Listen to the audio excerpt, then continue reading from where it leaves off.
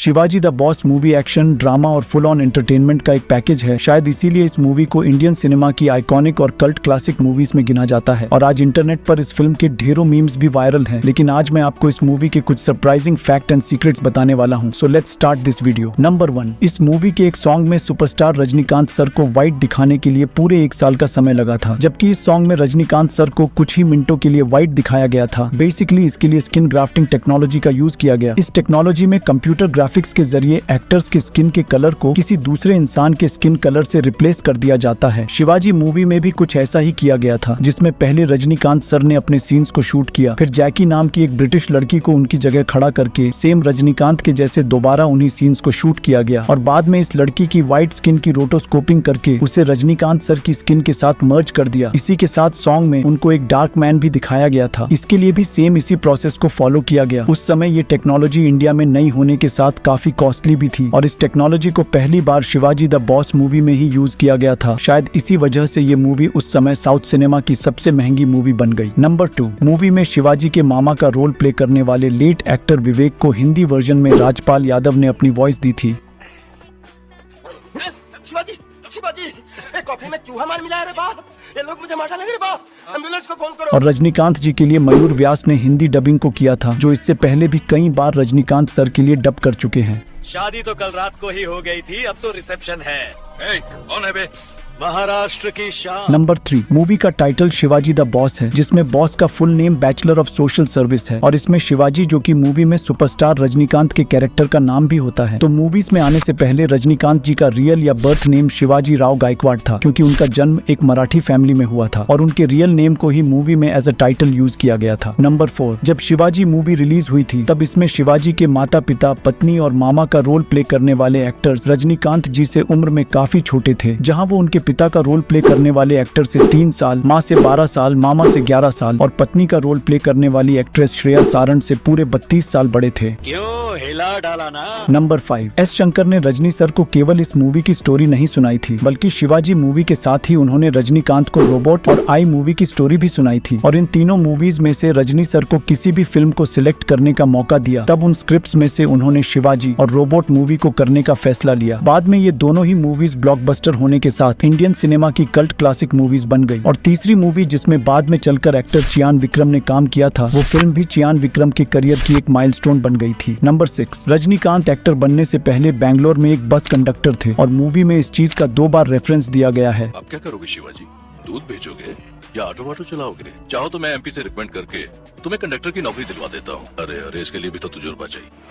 Conductor जैसे style में करते हो तुम तो। Number 7, director S Shankar Shivaji the boss से पहले नायक और अपरिचित जैसी पॉपुलर मूवीज डायरेक्ट कर चुके थे और उनकी इन मूवीज का भी शिवाजी मूवी में रेफरेंस दिया गया था। दरअसल इस मूवी का एक फनी डिलीटेड सीन था, जिसमें एक्टर विवेक अपरिचित के आइकॉनिक सीन को रिक्रिएट करते हैं, लेकिन मूवी की लेंथ ज्यादा होने की वजह से इस सीन को मूवी से हटा दिया गया।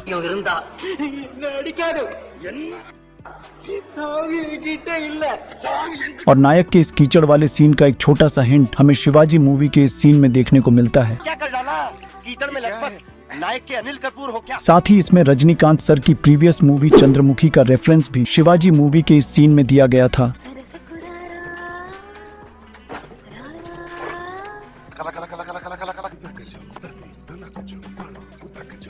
नंबर 8, इस मूवी में शिवाजी के कैरेक्टर के बाद अगर किसी कैरेक्टर ने ऑडियंस को सबसे ज्यादा अट्रैक्ट किया था तो वो आदिशेषन का कैरेक्टर था, जिसे एक्टर सुमन ने प्ले किया है। लेकिन पहले इस कैरेक्टर के लिए एस शंकर ने एक्टर सत्यराज को चूज किया था, पर सत्यराज ने ये कहकर इसको रिजेक्ट कर दिया कि मूवी में ये कैरेक्टर बिल्कुल भी इम्पोर्टेंट नहीं है। इसके बाद इस कैरेक्टर को प्रकाश राज, अमिताभ बच्चन, नाना पाटेकर और संजय दत्त को ऑफर किया गया, लेकिन वो सब भी इस मूवी में काम करने के लिए राजी नहीं हुए। तब इस कैरेक्टर को एक्टर सुमन ने प्ले किया। इस कैरेक्टर से रिलेटेड एक मजेदार फैक्ट ये भी है कि इसके लिए सुमन को आर्टिफिशियल पीले दांत लगाए गए थे। I like it.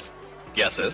आपके पीले पीले दांत। नंबर 9, शिवाजी मूवी 2007 तक की सबसे कॉस्टलीस्ट मूवीज में से एक थी, जिसका बजट उस समय 80 करोड़ रुपए था और उस समय के 80 करोड़ आज की इन्फ्लेशन के हिसाब से लगभग 230 करोड़ रुपए होते हैं। इस 80 करोड़ के बजट में से रजनीकांत सर ने 26 करोड़ की फीस ली थी, इसलिए रजनीकांत उस समय पूरे एशिया में सेकंड सबसे ज्यादा फीस लेने वाले एक्टर बन गए और फर्स्ट नंबर पर चाइनीज एक्टर जैकी चैन थे, जो 2007 में अपनी मूवीज के लिए 60 करोड़ की फीस चार्ज करते थे और इस मूवी ने टोटल 150 करोड़ रुपए का वर्ल्ड वाइड वाइड कलेक्शन किया था। नंबर 10, इस मूवी में लीड हीरोइन के लिए पहली पसंद श्रेया सरन नहीं थी, क्योंकि एस शंकर इस कैरेक्टर के लिए श्रेया से पहले ऐश्वर्या राय को लेना चाहते थे, लेकिन ऐश्वर्या राय ने अपनी शादी और बिजी शेड्यूल के चलते इस मूवी को करने से मना कर दिया। इसके बाद आयशा टाकिया को ये रोल ऑफर किया गया, पर तमिल लैंग्वेज न आने की वजह से उन्होंने भी इस रोल को रिजेक्ट कर दिया। फिर रानी मुखर्जी को भी इसके लिए अप्रोच किया गया, लेकिन उन्होंने बहुत ज्यादा पैसों की डिमांड रख दी, जिसे मेकर्स फुलफिल नहीं कर पाए, इसलिए रानी मुखर्जी ने भी इस कैरेक्टर के लिए मना कर दिया। In the end Shreya Saran को ही ये कैरेक्टर प्ले करने को मिला और ऑडियंस ने उनकी और रजनी सर की ऑन स्क्रीन जोड़ी को काफी पसंद किया। नंबर 11, इस मूवी के कुछ सीन्स में दो लड़कियों को दिखाया गया था जिनका स्किन कलर डार्क होता है, इसलिए मूवी में इन दोनों का काफी मजाक बनाकर इनके डार्क स्किन कलर पर कॉमेडी की गई थी। लेकिन मूवी में इन दोनों लड़कियों के फादर का रोल प्ले करने वाले एक्टर सोलोमन पपैया इसको लेकर काफी नाखुश थे। तब डायरेक्टर एस शंकर ने उनको समझाते हुए ये कहा कि मूवी के लास्ट में एक ऐसा सीन होगा जिसमें इन दोनों लड़कियों की शादी हैंडसम लड़कों से हो जाएगी, लेकिन मूवी की एडिटिंग के समय फिल्म की लेंथ ज्यादा हो जाने के कारण इस सीन को मूवी से डिलीट कर दिया गया। तब गुस्से में आकर एक्टर सोलोमन पपैया ने ये डिसीजन लिया कि वो अब से किसी भी मूवी में काम नहीं करेंगे, इसलिए शिवाजी द बॉस के बाद आज तक उन्होंने एक भी मूवी में काम नहीं किया। नंबर 12, इस मूवी के एक सॉन्ग बल्ले इलाका में डायरेक्टर एस शंकर का भी एक छोटा सा कैमियो देखने को मिलता है, जिसे आप इस सीन में नोटिस कर सकते हो। और अगर आपको ये वीडियो अच्छा लगा हो तो प्लीज इस चैनल को जरूर सब्सक्राइब करना एंड राइट वाले वीडियो पर क्लिक करके आप अपरिचित मूवी का भी ऐसा ही फुल फैक्ट वीडियो देख सकते हो।